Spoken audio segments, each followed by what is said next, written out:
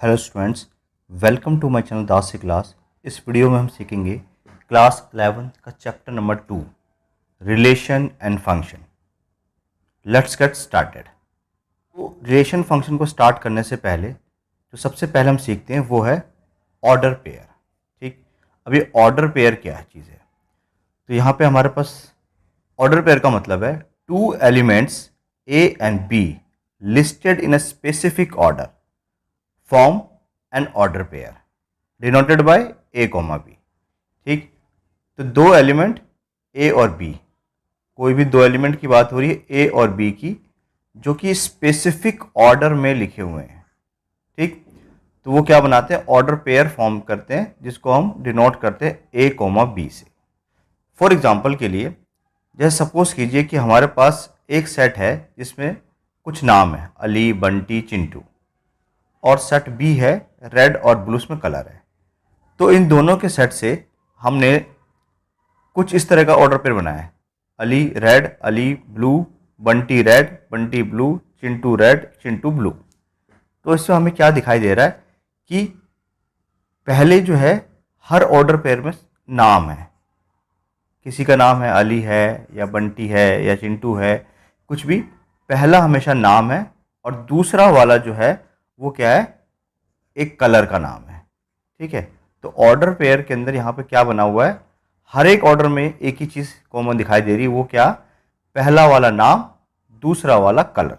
ठीक, तो ये क्या है कि स्पेसिफिक ऑर्डर में लिखा हुआ है, पहला नाम दूसरा कलर, तो ये हमारा क्या कहलाएगा? ऑर्डर्ड पेयर कहलाएगा। ठीक, तो यहाँ पर क्या है कि ऑर्डर्ड जो है बहुत ही इंपॉर्टेंट है। अभी हमने इससे पहले सेट पढ़ा था, तो सेट में हम कहते हैं कि अगर पहले 2 लिखा है बाद में 3 लिखा है, या पहले 3 लिखा है बाद में 2 लिखा है, तो ये दोनों क्या चीज़ है? सेम चीज़ है। ठीक है, 2,3 या 3,2 सेम, एक ही सेट के सेम एलिमेंट्स है। ठीक है, उसको आगे पीछे लिखने से कोई फर्क नहीं पड़ता, या बार बार रिपीट करने से भी कोई फर्क नहीं पड़ता। ठीक, लेकिन जब हम बात करेंगे ऑर्डर पेयर के अंदर, तो यहाँ पर क्या होगा? एक स्पेसिफिक ऑर्डर में रहेगा और ऑर्डर जो है बहुत ही इंपॉर्टेंट रोल प्ले करेगा। फॉर एग्जाम्पल, जैसे यहाँ पे देखिए, 1 जो है वो मैप हो रहा है 1 के साथ में, 2 जो हो रहा है 4 के साथ में हो रहा है, 3 जो है वो 9 के साथ में हो रहा है, और 4 जो है 16 के साथ में हो रहा है। ठीक, अगर मैं इसको ऐसे लिखूं, ये मेरा सेट ए के एलिमेंट और ये मेरा सेट बी के एलिमेंट है। ठीक, अगर मैं इस तरीके से लिखता हूं कि पहला 1 दूसरा भी 1, पहला 2 दूसरा 4, पहला 3 दूसरा 9, पहला 4 दूसरा 16। ठीक, तो हम क्या कहेंगे? इस ऑर्डर पेयर के अंदर पहला कोई एक नंबर है और दूसरा वाला उसका स्क्वायर है। पहला वाला कोई नंबर है, दूसरा वाला उसका स्क्वायर है। उसी तरीके से अगर मैं इसको ऐसे लिखूं, 1,1, पहले 4 बाद में 2, पहले 9 बाद में 3, पहले 16 बाद में 4। ठीक है, अब क्या हो गया? हमने आगे पीछे लिख दिया। जैसे हमने आगे पीछे लिखे, ऑर्डर क्या हो गया? चेंज हो गया। चेंज होने के बाद अब हम क्या कहेंगे कि पहला वाला का अगर नंबर है तो दूसरा वाला क्या है? उसका स्क्वायर रूट है। ठीक है, 1 का स्क्वायर रूट 1, 4 का स्क्वायर रूट 2, 9 का स्क्वायर रूट 3, 16 का स्क्वायर रूट 4। ठीक, तो जैसे ही हमने ए सेट के एलिमेंट पहले लिखे थे और बी सेट के एलिमेंट हमने बाद में लिखे, तो हमने कहा था कि नंबर और दूसरा वाला स्क्वायर। लेकिन जब हमने इसका उल्टा लिखा, बी सेट के एलिमेंट हमने पहले लिखे, ए सेट के एलिमेंट हमने बाद में लिखा, तो अब हम कह रहे हैं कि नंबर है और उस दूसरा वाला उसका स्क्वायर रूट है। तो यानी कि ऑर्डर चेंज होते ही जो हमारा कंसेप्ट था वो भी क्या हो गया? चेंज हो गया। ठीक है, एक्चुअल जो चीज़ यहाँ पे जो बन रहा है, जो मैपिंग बन रही है, वो क्या होगी? चेंज हो गया।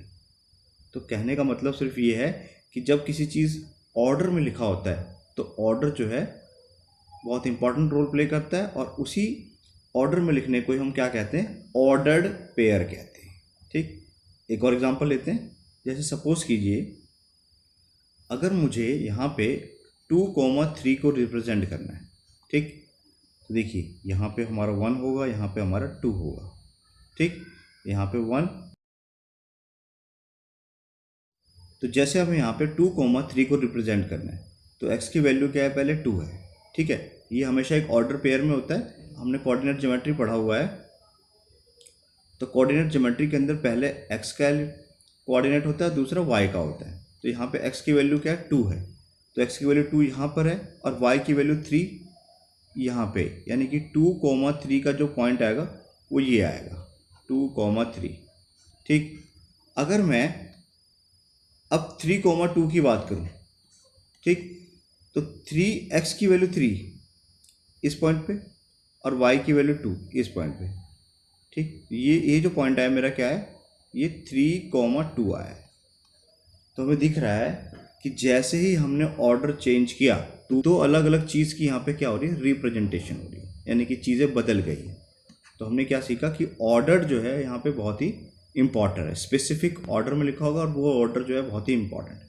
दूसरी चीज़ हमने एक और क्या सीखा कि जब हमने सपोज कीजिए पहला वाला अगर A1 B1 है और दूसरा वाला A2 B2 है, ठीक है, इसको मैंने A1 B1 माना, A2 B2 माना, तो हमें दिख रहा है कि जो A1 B1 है वो A2 B2 के बराबर नहीं है। तो generally we can say A1 A2 this ordered pair is not equal to A2 B2।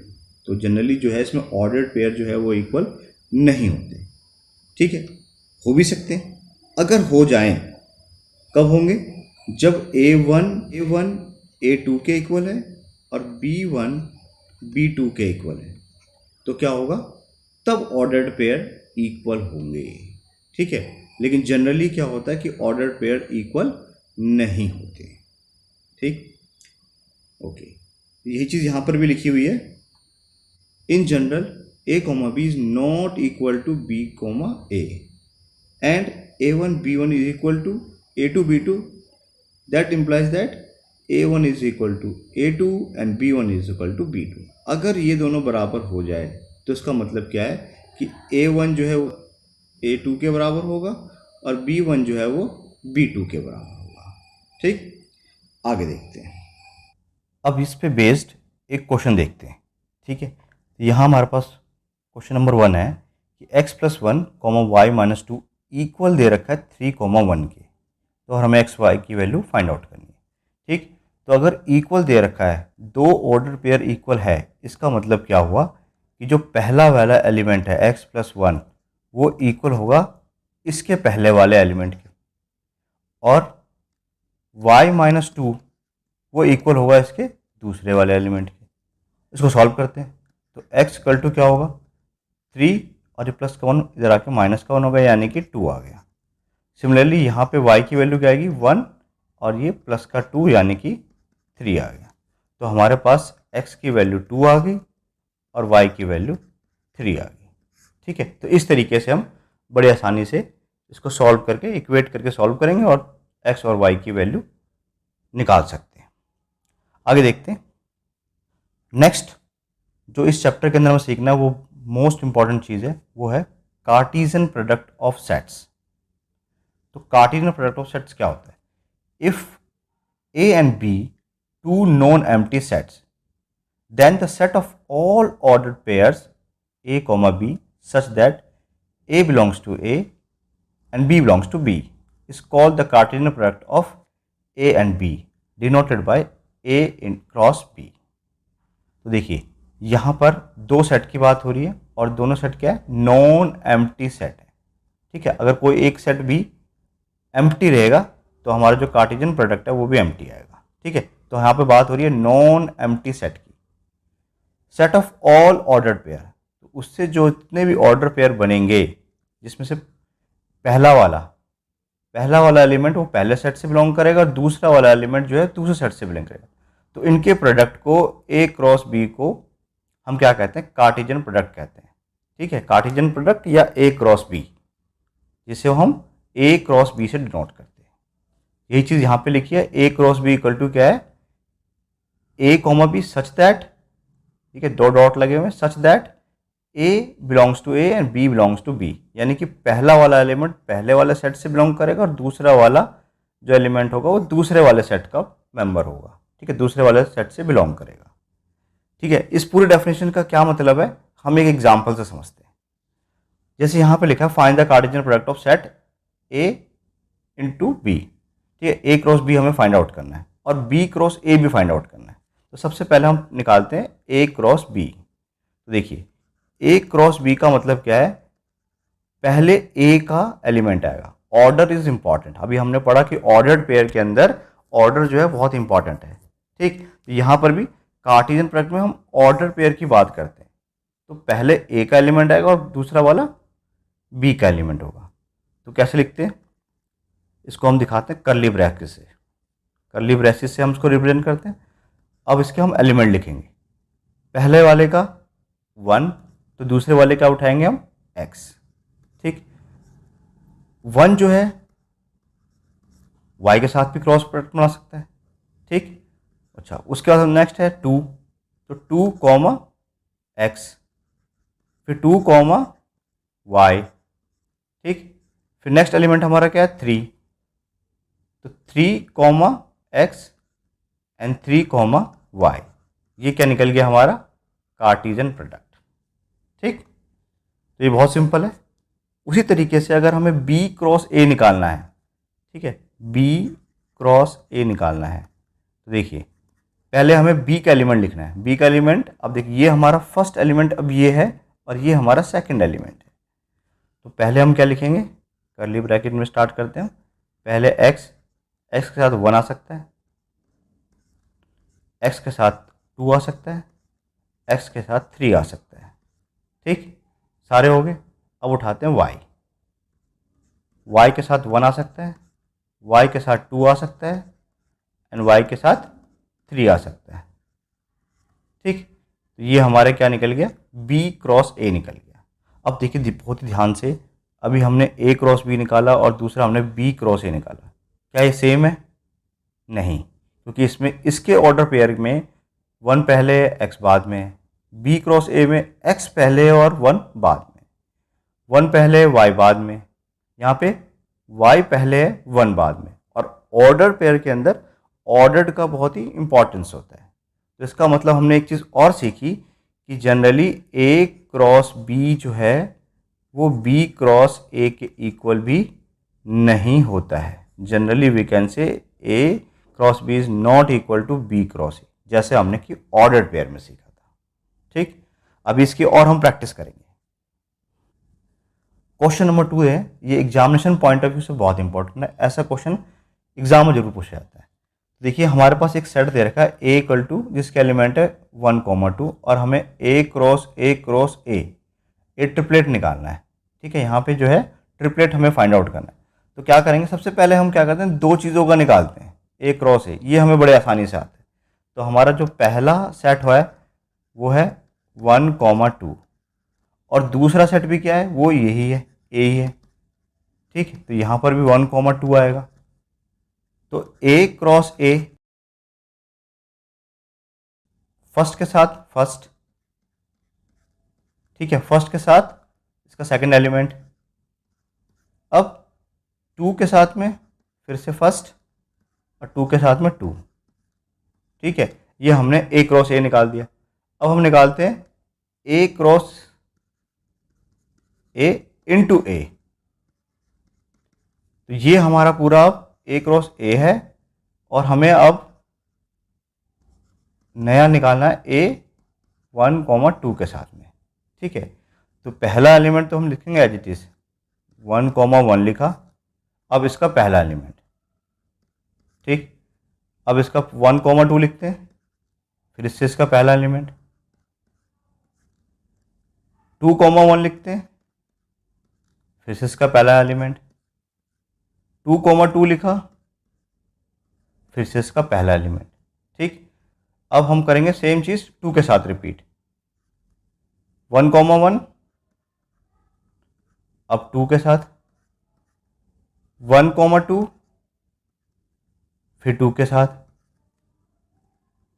2,1 फिर 2 के साथ और 2,2 फिर से 2 के साथ। ठीक है, तो ये हमने निकाल दिया क्या, a cross a cross a। तो इस तरीके से हम ट्रिपलेट भी फाइंड आउट कर सकते हैं। कार्टेशियन प्रोडक्ट का ट्रिपलेट जो है जनरली एग्जाम के अंदर पूछा जाता है। तो पहले हमने 2 का निकाला a क्रॉस a, फिर हमारा तीसरा भी a ही है तो हमने इसके साथ में मल्टीप्लाई करके इस तरीके से लिख दिया। आगे देखते हैं, क्वेश्चन नंबर 3 है, a की वैल्यू है this x such that x is a natural number less than 3। तो देखिए a के जो एलिमेंट बनेंगे, इस सेट के एलिमेंट कौन कौन से बनेंगे, नेचुरल नंबर 1 से स्टार्ट होते हैं और हमें चाहिए लेस देन 3 यानी कि 1, 2। और जो b के एलिमेंट है वो है y such that y is a prime number less than 5। तो b के जो एलिमेंट बनेंगे हमारे पास कौन कौन से बनेंगे, 2, 3, ठीक है, क्योंकि 5 से छोटे चाहिए। तो ये हमारे पास a सेट क्या है, b सेट क्या है, हमने डिफाइन कर दिया। अब हमें निकालना क्या है, find a cross b, Cartesian product निकालना है a इंटू बी, ठीक। तो बहुत आसान हो गया। 1 के साथ 2, फिर 1 के साथ 3, अब 2 के साथ करेंगे 2 के साथ 2 एंड 2 के साथ 3। तो इस तरीके से हमारा a क्रॉस b जो है निकल चुका है। क्वेश्चन नंबर 4 देखते हैं। यहाँ पे a सेट डिफाइन कर रखा है 1, 2, 3, b के जो मेंबर्स है वो 3, 4 है और c के जो एलिमेंट है वो 4, 5, 6 है। और हमें a cross b intersection c find out करना है, a cross b intersection a cross c find out करना है, ठीक है। तो देखिए जितने क्वेश्चंस हम प्रैक्टिस करते जाएंगे उतने ही हमारे कंसेप्ट जो है क्लियर होते चले जाएंगे। तो सबसे पहले देखिए कि हमें फर्स्ट पार्ट निकालने के लिए a चाहिए जो कि हमारे पास पहले से मौजूद है, क्या है, a की वैल्यू है 1, 2, 3, और b इंटरसेक्शन c चाहिए, ठीक है।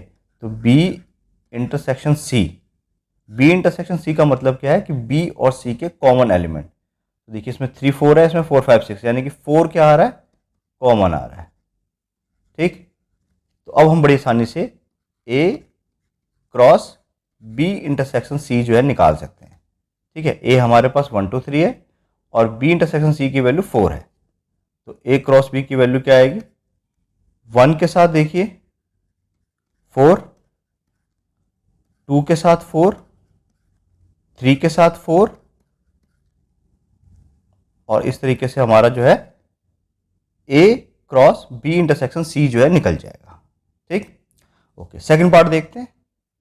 सेकंड पार्ट के लिए देखिए सबसे पहले के निकालते हैं हम a क्रॉस b, ठीक है। a क्रॉस b, a के जो हमारे एलिमेंट्स है वो है 1, 2 और 3, b के क्या है 3, 4। तो a क्रॉस b निकालते हैं सबसे पहले, ये क्या आएगा हमारे पास, 1 के साथ 3, 1 के साथ 4, फिर 2 के साथ 3, 2 के साथ 4, फिर 3 के साथ 3 और 3 के साथ 4। ये हमारा निकल गया a क्रॉस b। अब निकालते हैं हम a क्रॉस c। तो a क्रॉस c, तो पहले यहाँ पे a लिखा हुआ है तो पहले हमें a का एलिमेंट लेना है। यही क्या है हमारा ऑर्डर्ड पेयर, 1, c के साथ क्या है पहले 4 है, फिर देखिए 1 के साथ 5 आ सकता है, 1, 5, 1 के साथ 6, ठीक। अब हम करेंगे 2 से, तो 2 के साथ जब हम क्रॉस प्रोडक्ट करेंगे 2, 4, 2, 5, 2, 6, ठीक। अब हम बात करते हैं 3 की, तो 3, 4, 3, 5 और 3, 6, ये हमारे क्या निकल गया, a क्रॉस c निकालना सीख लिया हमने।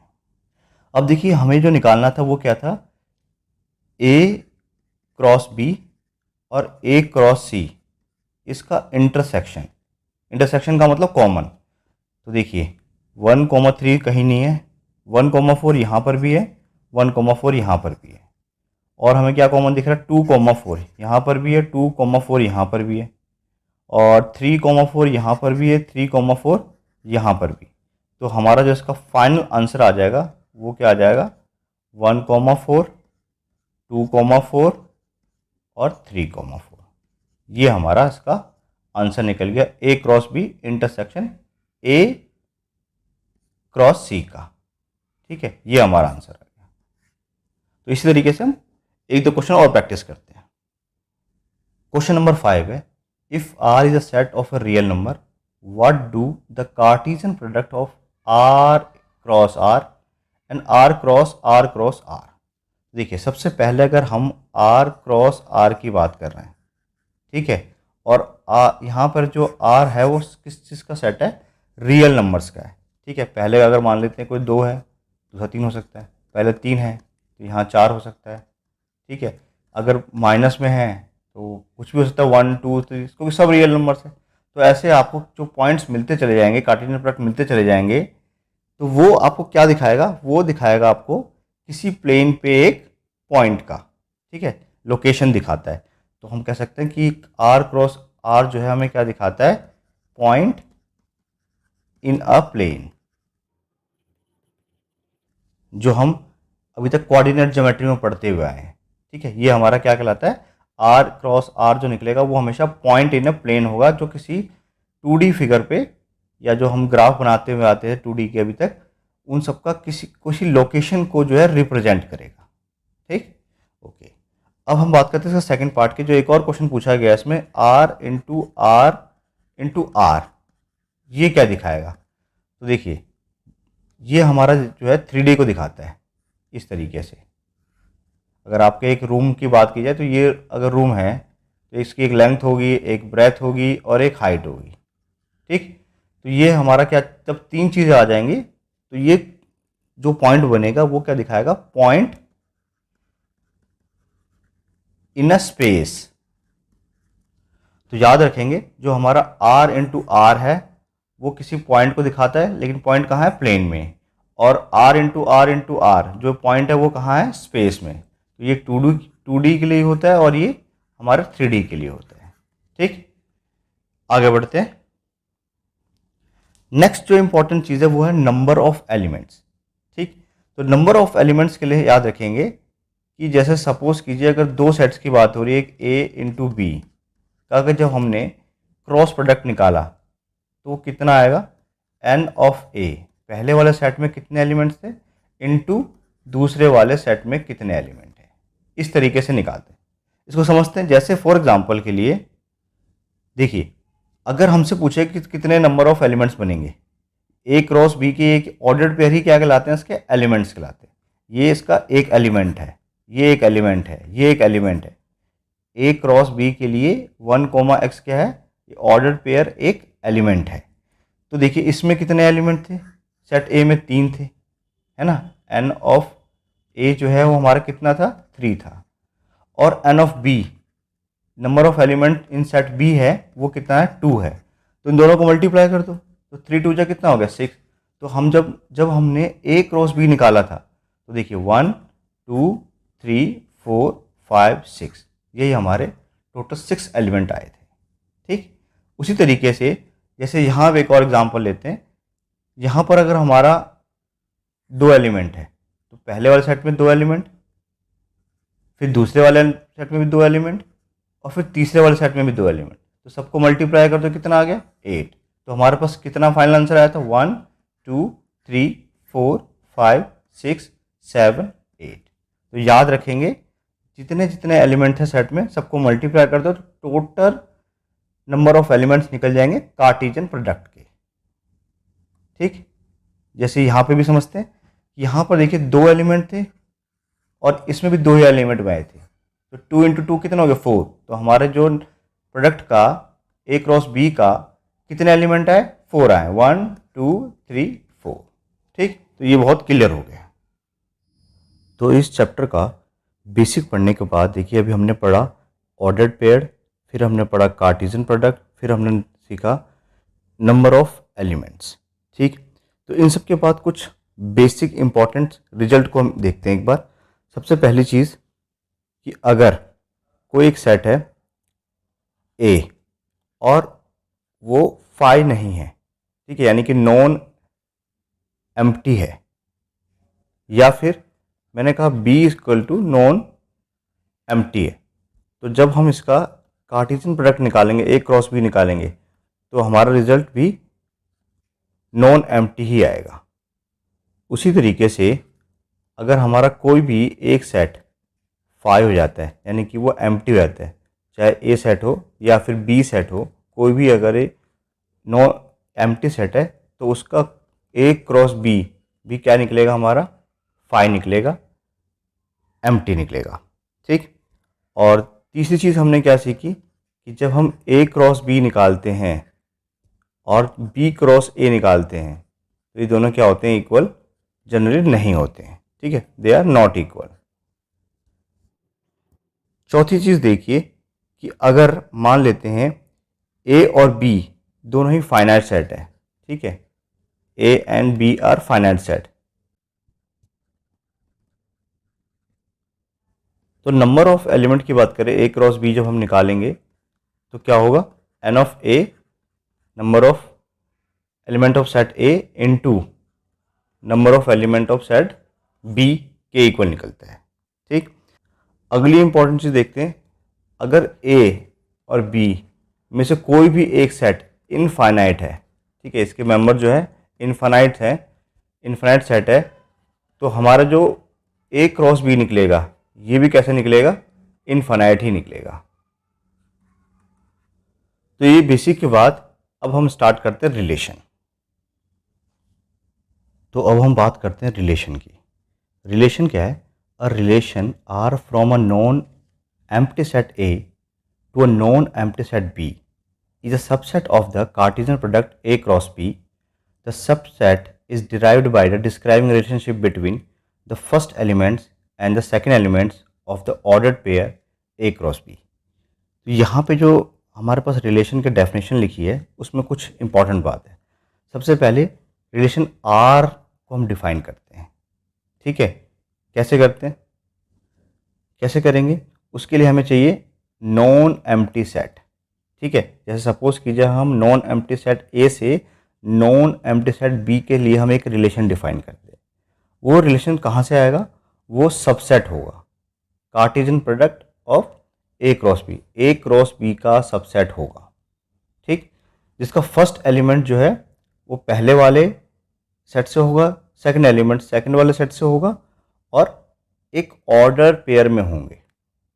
कहने का मतलब ये है कि जैसे सपोज कीजिए कि मेरे पास कोई सेट है 1 2 एंड 3, ठीक है, बी कोई मेरे पास सेट है जिसके एलिमेंट है 4 और 9, ठीक, 4 और 9 है।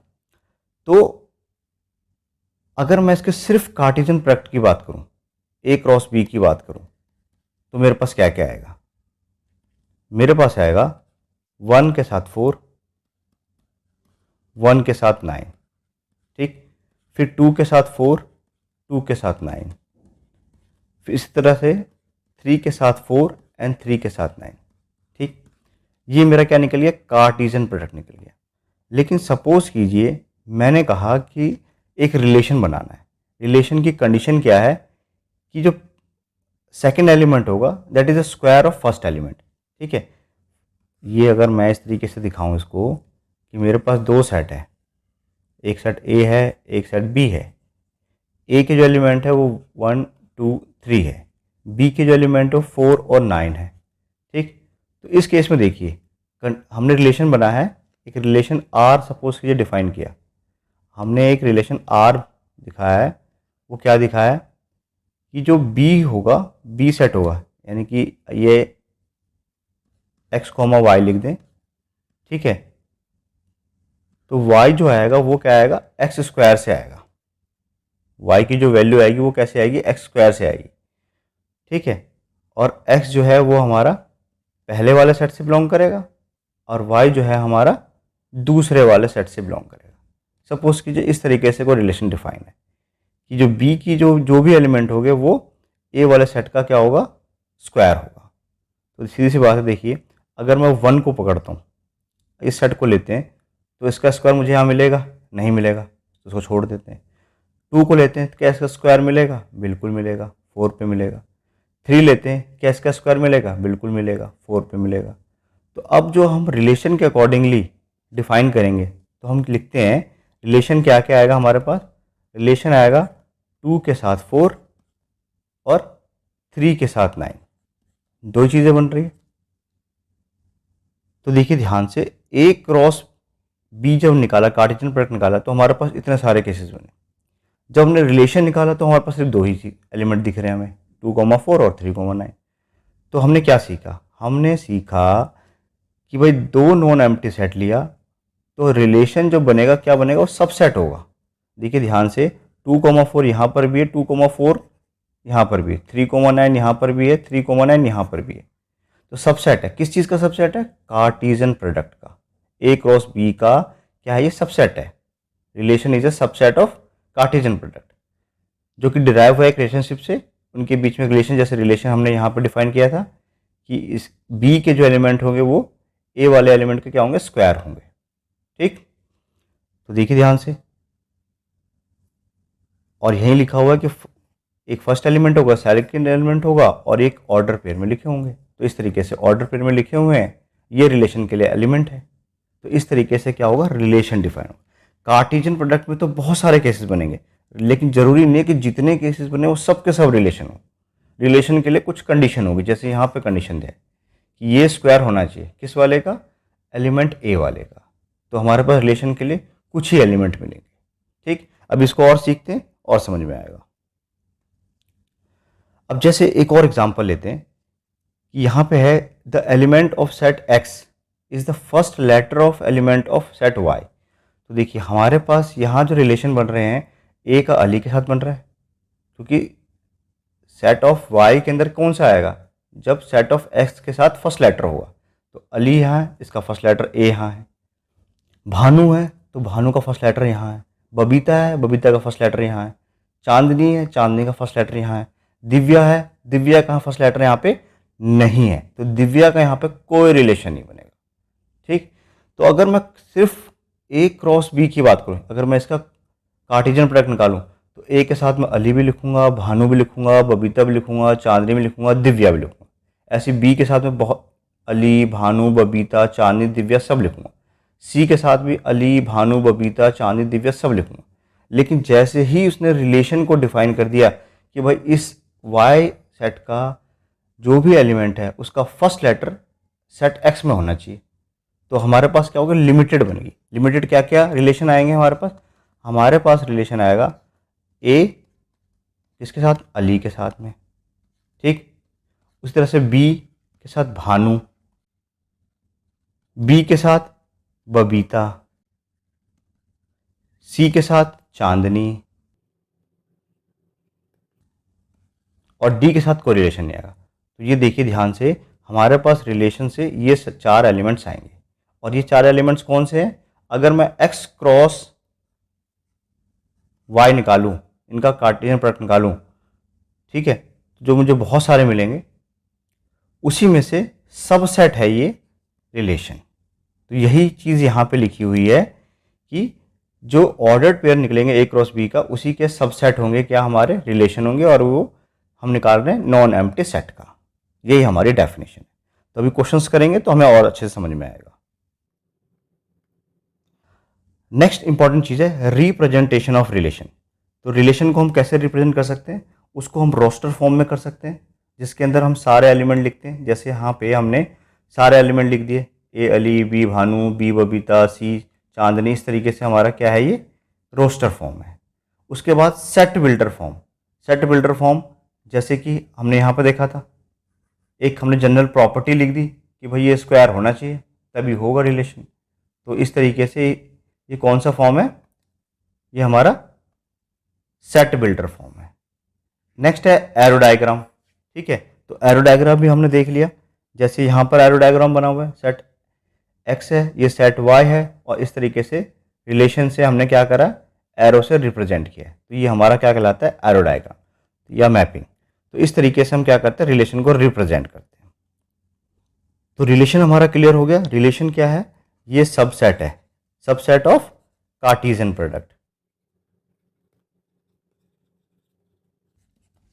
ठीक, हम कह सकते हैं relation is a subset of Cartesian product, Cartesian product CP. अच्छा, दूसरी चीज लिखने का तरीका क्या है? x is related to y। तो x is related to y, x r y। ठीक है, इसको ऐसे लिख सकते हैं, या फिर हमने जैसे कहा कि x रिलेटेड टू y, इस तरीके से भी कह सकते हैं। ओके, आगे देखते हैं। अब जैसे यहाँ पर एक क्वेश्चन है, question number 6, let a equal to this and b equal to this, R is a relation from set A to B such that elements of set A are the square of the element of set B। ठीक, तो देखिए जब भी हम relation की बात करेंगे तो सबसे पहले एक चीज़ याद रखना कि ऑर्डर्ड पेयर की बात करेंगे, ठीक है, जो कि कार्टेशियन प्रोडक्ट का सबसेट होगा। कैसे होगा अभी समझते हैं इस चीज़ को। जैसे मान लेते हैं यहाँ पर सेट A है और यहाँ पे सेट B के बहुत सारे एलिमेंट हैं।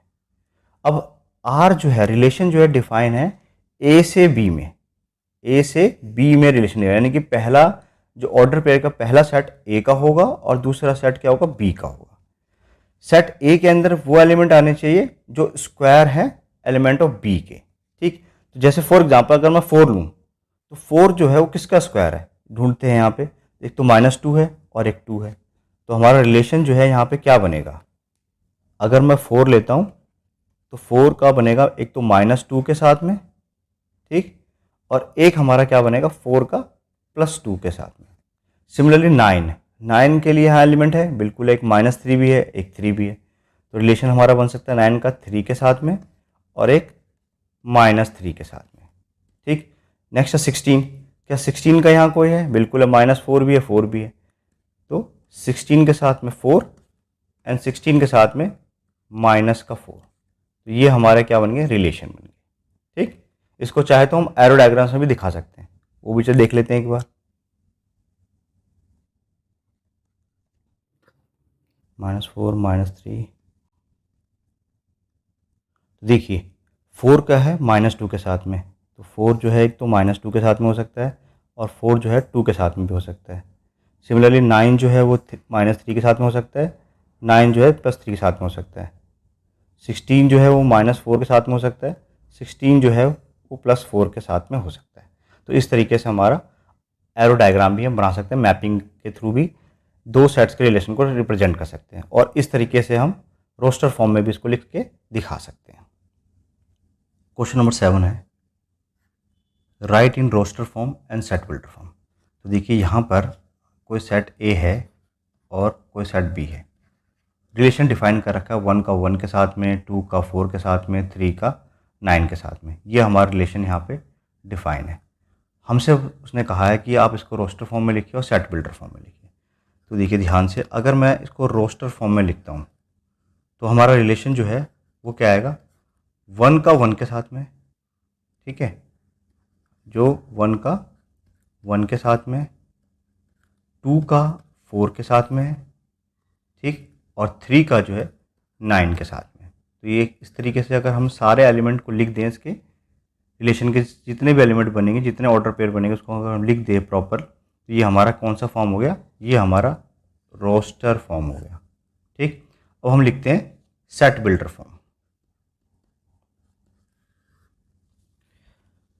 तो देखिए हम इसको डिफाइन करते हैं, R एक रिलेशन है जिसमें दो एलिमेंट होंगे, एक x एक y, ठीक, सच दैट x कैसे आ रहा है, x जो है वो इक्वल है y स्क्वायर के, ठीक, जिसमें x बिलोंग करता है हमारे पहले वाला सेट A से और y जो है बिलोंग करता है हमारे दूसरे सेट B से। ठीक, तो ये हमने किस में लिख दिया, इसको सेट बिल्डर फॉर्म में लिख दिया। तो इस तरीके से हमने देखा कि रिलेशन को किस तरीके से रोस्टर फॉर्म में लिखते हैं, कैसे हम इसको सेट बिल्डर फॉर्म में लिखते हैं। आगे क्वेश्चन नंबर 8 है, if a set A has 3 elements and B has 4 elements. एक सेट है A, उसके 3 एलिमेंट है और सेट B में 4 एलिमेंट है, तो टोटल नंबर ऑफ रिलेशन कितने होंगे A से B में। तो देखिए इसका भी सेम तरीका वही है कि अगर हमारे पास सेट A में टोटल 3 एलिमेंट है और सेट B के अंदर टोटल 4 एलिमेंट है, ठीक है, तो n A cross B equal होगा n A क्रॉस B, ठीक है। तो 3 में A में 3 है और B में 4 है, यानी कि 12 कितने होंगे हमारे, 12 रिलेशन बनेंगे A से B में। तो इस तरीके से सिमिलरली हम टोटल नंबर ऑफ रिलेशंस भी निकाल सकते हैं। एक और क्वेश्चन देखते हैं। क्वेश्चन नंबर 9 है कि सेट ए में 2 और 3 एलिमेंट है, सेट बी में 3 और 5 एलिमेंट है। ए क्रॉस बी निकालना है, बी क्रॉस ए निकालना है। ठीक, okay. And how many relations can be defined from A to B, इसको भी देखना है। तो टोटल हम कितने रिलेशन डिफाइन कर सकते हैं, इसको भी देखेंगे। सबसे पहले हम करते हैं पार्ट ए। तो देखिए पार्ट ए में सबसे पहले निकालते हैं हम ए क्रॉस बी। ठीक, तो पहले वाले के साथ में इसका पहला एलिमेंट, क्योंकि रिलेशन जो है पहले ए से बी में है, तो पहले ए का एलिमेंट आएगा, बाद में बी का एलिमेंट आएगा। ठीक, फिर 2 के साथ 5 भी आ सकता है, फिर 3 के साथ 3 आएगा, एंड 3 के साथ 5 आएगा। ये हमने क्या निकाला, ए क्रॉस बी। अब हम निकालते हैं बी क्रॉस ए। ठीक, तो पहले इस बार क्या आएगा, बी का एलिमेंट आएगा, 3 के साथ 2, फिर 3 के साथ 3, ठीक, फिर 5 के साथ 2, और फिर 5 के साथ 3। ठीक, तो ये हमने निकाला ए क्रॉस बी, और यहाँ निकाला बी क्रॉस ए। पहला पार्ट हो गया। अब निकालते हैं कि इसमें कितने रिलेशन पॉसिबल है ए से बी में। तो हमें पता है कि ए में कितने एलिमेंट है, 2 है ना। ए सेट के अंदर हमारे पास कितने एलिमेंट है, 2 है। और बी में कितने हैं, इसमें भी 2 है। रिलेशन कितने होंगे, 2 × 2, यानी कि टोटल 4 रिलेशन जो है पॉसिबल है। देखिए हमारे पास टोटल 4 रिलेशन पॉसिबल है मैक्सिमम। ठीक, तो यानी कि हम इतने रिलेशन जो है we can define. So here we can define total 4 relations. अब डिपेंड करता है कि उस रिलेशन में कौन सी कंडीशन लेनी है, लेकिन टोटल जो है हम 4 रिलेशन जो है डिफाइन कर सकते हैं, जो क्या होगा उसका, इस ए क्रॉस बी का सब सेट होगा। आगे देखते हैं। मोस्ट इंपॉर्टेंट चीज़ है वो है डोमेन, रेंज एंड कोडोमेन। ठीक, डोमेन क्या होता है, set of all first elements of order pair in relation. जो रिलेशन में है उसका फर्स्ट एलिमेंट, ऑर्डर पेयर का फर्स्ट एलिमेंट, रिलेशन के ऑर्डर पेयर के first element from a set A to set B is called the domain. ठीक, range, the second element of each order pair. देखिए यहाँ पर इंपॉर्टेंट बात क्या है, each order pair of relation, जो रिलेशन में है उसके ऑर्डर पेयर का सेकंड एलिमेंट क्या कहलाएगा, रेंज कहलाएगा। और कोडोमेन क्या कहलाता है, the set B is known as the codomain of relation. ठीक, इसको एग्जाम्पल समझते हैं, बहुत अच्छे से समझ में आएगा। जैसे हमारे पास क्वेश्चन नंबर 10 में रिलेशन डिफाइन है कि ये सेट कोई एक्स है और ये सेट कोई वाई है। ठीक, अब डिफाइन ये है कि वाई के जो एलिमेंट होगा उसका फर्स्ट लेटर सेट एक्स में है। ठीक है, सेट एक्स का पहला एलिमेंट होगा, सेम लेटर होगा। अगर ए से है तो ए से है, बी है तो बी से, सी है तो सी से, डी है तो डी से। तो देखिए हमारे पास जो रिलेशन बन रहे हैं वो क्या क्या बन रहे हैं। हमारे पास बनेगा A Ali, similarly B Bhanu, B Babita, C Chandni, और डी का फर्स्ट लेटर यहाँ पे मौजूद नहीं है, प्रेजेंट नहीं है, तो हम क्या करेंगे, डी के साथ कोई रिलेशन नहीं मान सकते। तो अब देखिए हमने पढ़ा था कि रिलेशन के ऑर्डर पेयर का फर्स्ट एलिमेंट क्या होता है, डोमेन होता है। तो डोमेन देखिए क्या क्या आएगा, इसके जो हमारा सेट 1 है, फर्स्ट सेट है, इसके एलिमेंट जो रिलेशन में है, ए भी है, बी भी है, सी भी है। ठीक है, ए भी है, फर्स्ट लेटर देखिए ए भी है, बी भी है, सी है, तो 2 बार लिखने की जरूरत नहीं, बी, यानी कि क्या आएगा हमारे पास, डोमेन ए बी सी जो रिलेशन में है। उस तरह से अगर हमसे रेंज पूछा जाए, रेंज, तो उसका हम कहा कि रिलेशन के ऑर्डर पेयर का सेकंड एलिमेंट। ठीक है, रिलेशन के जो रिलेशन में ए बी सी डी जितने भी हैं उसमें से सेकंड एलिमेंट। ठीक है, तो देखिए अली भी रिलेशन में है, भानु भी है, बबीता भी है, चांदनी भी, ये रिलेशन में नहीं है, तो ये हमारे रेंज में नहीं आएगी। तो हमारे रेंज में कौन कौन से आएंगे, एक तो अली आएगा, एक भानु आएगा, एक बबीता आएगी, और एक चांदनी आएगी। जो रिलेशन में नहीं है उसको नहीं पूछेंगे। तो सेकंड एलिमेंट अली, भानु, बबीता और चांद, ये हमारे क्या निकल गए, रेंज निकल गए, range of R, range of relation. ठीक है, ये डोमेन निकल गया, रेंज निकल गया। और अब नेक्स्ट निकालते हैं वो कोडोमेन।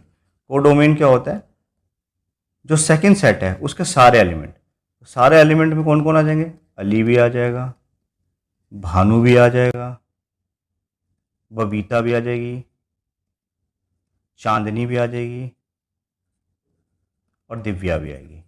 ये हमारे क्या है, कोडोमेन है। ठीक है, तो डोमेन हमने पढ़ा जो रिलेशन में है फर्स्ट एलिमेंट, रेंज जो रिलेशन में है सेकंड एलिमेंट, और कोडोमेन सेकंड सेट का सारे एलिमेंट। ये हमारे क्या कहलाते हैं, डोमेन, रेंज एंड कोडोमेन। तो आपको कुछ क्लियर हो गया होगा, अब कुछ और एग्जांपल देखेंगे तो और क्लियर हो जाएगा। तो इसके अलावा इसको हम रेंज को क्या कहते हैं, इमेज भी कहते हैं। ठीक है, इमेज भी कहते हैं और इसको हम रेंज भी कहते हैं। सिमिलरली ये डोमेन है और ये इसका एक और नाम प्री इमेज भी है, ये प्री इमेज भी है और डोमेन भी है। ठीक, आगे देखते हैं। क्वेश्चन नंबर 11 है, ए सेट है 1 3 5 7 है, बी के एलिमेंट ये दे रखे हैं और रिलेशन डिफाइन करने के बाद हमारे पास ये एलिमेंट मिले हैं। ठीक, इसने पूछा है डोमेन लिखिए, रेंज लिखिए, कोडोमेन लिखिए। तो डोमेन क्या आएंगे, डोमेन आएंगे रिलेशन के पहले एलिमेंट। तो देखिए यहाँ पे पहला कौन सा है, 1 है, फिर 3 है, फिर 5 है, और 1 हम ऑलरेडी लिख चुके हैं, दोबारा लिखने की जरूरत नहीं। तो ये हमारा क्या निकल गया, डोमेन निकल गया। फर्स्ट सेट के एलिमेंट्स 1 3 5, ये हमारे क्या है, डोमेन। हमसे पूछे रेंज बताइए, तो रिलेशन का जो सेकंड एलिमेंट होगा कौन कौन सा है, यहाँ पे 8 है, फिर 6 है, फिर 2 है और फिर 4 है। ठीक है, 8 है, 6 है, 2 है और 4 है, ये हमारे क्या निकल गए, रेंज निकल गए। अब हमसे पूछे कोडोमेन बताइए, तो कोडोमेन हमने क्या पढ़ा था, सेकंड सेट के सारे एलिमेंट। तो क्या क्या आएंगे, 2 भी आएगा, 4 भी आएगा, 6 भी आएगा, 8 भी आएगा और 10 भी आएगा। तो इस तरीके से हमने डोमेन, रेंज, कोडोमेन तीनों निकालने सीख लिए। ये बहुत सिंपल है। इस तरह के क्वेश्चन जो है आपके एग्जाम में जरूर पूछे जाते हैं, ये मोस्ट इंपॉर्टेंट है, इसको भी देखते हैं। क्वेश्चन नंबर 12 है, इसमें सेट ए डिफाइन है, 1 2 3 4 5 6 इसके एलिमेंट है। Define a relation R from A to A. ठीक है, एक सेट है हमारा ए, उसके एलिमेंट है हमारे पास 1 2 3 4 5 6। अब हमें बताया गया कि भाई ए से रिलेशन डिफाइन करना है किसमें, ए में ही, यानी कि यहाँ पर भी ए ही है। यानी इसका मतलब क्या है कि इसके एलिमेंट भी सेम है, दूसरा सेट के जो एलिमेंट होंगे वो भी क्या होंगे, 1 2 3 4 5 6 ही होंगे, वो भी ए के एलिमेंट ही होंगे। और रिलेशन जो है वो इस तरीके डिफाइन है, x कोमा वाई, ये x वाले एलिमेंट, ये y वाले element, such that y equal to x plus 1। ठीक, y की वैल्यू कब निकलेगी, जब x प्लस 1 की कंडीशन होगी। तो देखिए अगर हमने x1 डाला, x1 डालेंगे तो y की वैल्यू क्या आएगी हमारे पास, 1 प्लस 1 यानी कि 2। जब हम x2 डालेंगे तो y की वैल्यू क्या आएगी, 3, x3 पे y की वैल्यू 4, x4 पे y की वैल्यू 5, x5 पे y की वैल्यू 6 और x6 पे y की वैल्यू 7। ठीक, तो अब हमें क्या करना है, क्वेश्चन ने पूछा एक तो एरो डायग्राम बनाइए और दूसरा डोमेन, कोडोमेन और रेंज तीनों लिखिए। तो सबसे पहले क्या करते हैं, एरो डायग्राम बनाते हैं। तो देखिए जब हमने x1 डाला तो y की वैल्यू क्या आई, 2 आई। 1 का रिलेशन जो होगा किससे होगा, 2 से होगा। ठीक, सिमिलरली 2 का किससे, 3 से है, तो 2 का 3 से हमने कर दिया, 3 का 4 से है, 4 का 5 से है, 5 का 6 से है और 6 का किससे है, 7 से। अब 6 यहाँ तो है लेकिन 7 है ही नहीं, तो इसका मतलब ये कोई रिलेशन बन ही नहीं रहा है। हमारे रिलेशन जो है टोटल इतने ही बनेंगे। ठीक, क्योंकि हमने पढ़ा था रिलेशन क्या है, सब set of Cartesian product. Okay, तो ये हमने क्या दिखा दिया, एरो डायग्राम के थ्रू इसको रिप्रेजेंट कर दिया, डिपिक्ट कर दिया हमने। अब हमसे पूछा इसके डोमेन, कोडोमेन और रेंज बताइए। ठीक, तो देखिए डोमेन क्या होता है, हमने पढ़ा था जो रिलेशन में है उसका पहला एलिमेंट। तो कौन कौन है, 1 2 3 4 5 है, 6 नहीं है, तो ये डोमेन में भी नहीं आएगा। तो जो रिलेशन में है वही आएंगे, 1 2 3 4 5, बस ये हमारा क्या निकल जाएगा, डोमेन निकल जाएगा, डोमेन ऑफ आर। ठीक। अब हमसे पूछा रेंज बताइए, तो रेंज क्या होता है? Second element. कौन सा सेकंड एलिमेंट? जो रिलेशन में है। तो कहाँ से स्टार्ट है रिलेशन? 2 से। 2, 3, 4, 5, 6, तो ये हमारा रेंज निकल जाएगा। हमसे पूछा कोडोमेन बताइए, ठीक। तो कोडोमेन क्या होता है? सेकंड वाला सेट का सारा, ठीक है। अब ये यहाँ ए से ए डिफाइन है, इससे इसमें डिफाइन है, तो सेकंड हमारा ये है। इसके सारे एलिमेंट कौन कौन से आएंगे? 1, 2, 3, 4, 5 एंड 6। तो ये हमने निकालना सीख लिया, डोमेन, रेंज और कोडोमेन। तो आई होप आपको ये चीज़ें बिल्कुल क्लियर होंगी। क्वेश्चन नंबर 13 है। एक सेट ए है जिसमें रिलेशन डिफाइन है ए टू ए में, और ये कंडीशन दे रखी है। तो लिखते हैं पहले, ए से ए में रिलेशन है और इसके एलिमेंट्स है। तो देखिए हमारे पास x की वैल्यू 1 से स्टार्ट है, फिर 2,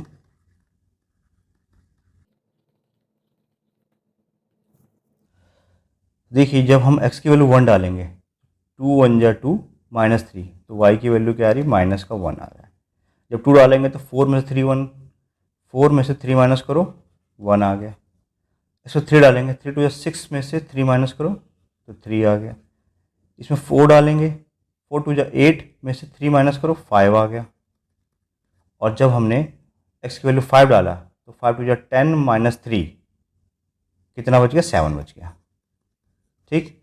अब इसको एरो डायग्राम से हम रिप्रेजेंट करते हैं। x1 है तो y की वैल्यू -1, x1 तो है लेकिन सेकंड वाले में -1 है ही नहीं, छोड़ देंगे, यानी कि ये हमारे रिलेशन में है ही नहीं, ठीक। ये कोई रिलेशन है ही नहीं।